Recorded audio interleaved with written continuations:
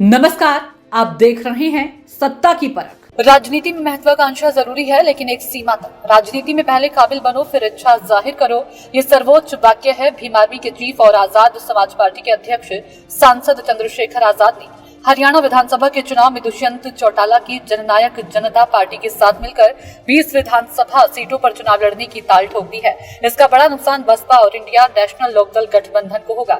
दलित वोटों के बिखराव का फायदा दूसरे दलों को मिलेगा। बसपा विधानसभा चुनावों में बड़ी तैयारी के साथ पिछले कई सालों से हरियाणा में अपनी तैयारियों में जुटी थी। वहीं बसपा सुप्रीमो मायावती ने हरियाणा समेत अन्य राज्यों में होने वाले विधानसभा चुनाव पूरी मजबूती के साथ लड़ने की बात कही है। बिहार, मध्य प्रदेश और राजस्थान विधानसभा के चुनावों में भी चंद्रशेखर की असपा ने चुनाव लड़कर बसपा की राह में बाधा तो उत्पन्न की, लेकिन कोई करिश्मा नहीं दिखा पाई।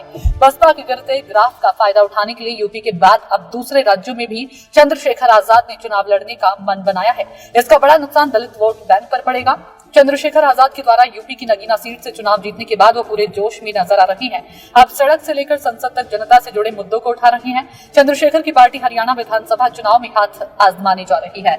हरियाणा की 90 विधानसभा सीटों पर चुनाव होने जा रहे हैं, जिसके चलते हरियाणा की राजनीति में हर पल समीकरण बन और बदल रही है। यह वही हरियाणा है जहां आया राम गया राम की कहावत काफी मशहूर है। हरियाणा विधानसभा चुनाव को लेकर दुष्यंत चौटाला की जननायक जनता पार्टी और सांसद चंद्रशेखर आजाद की आजाद समाज पार्टी काशीराम के बीच गठबंधन हो गया है।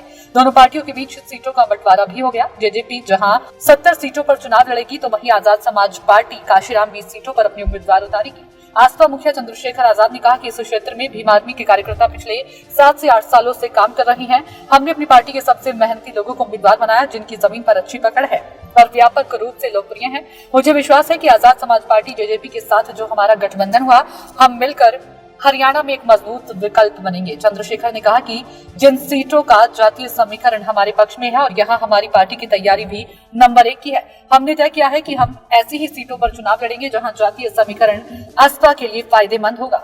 चंद्रशेखर ने कहा कि हमारी प्राथमिकता होगी कि गरीबों के लिए अच्छे स्कूल, अच्छे अस्पताल, गरीब का बेटा भी ठीक से पढ़ सके। तमाम बातों पर हम काम कर रहे हैं।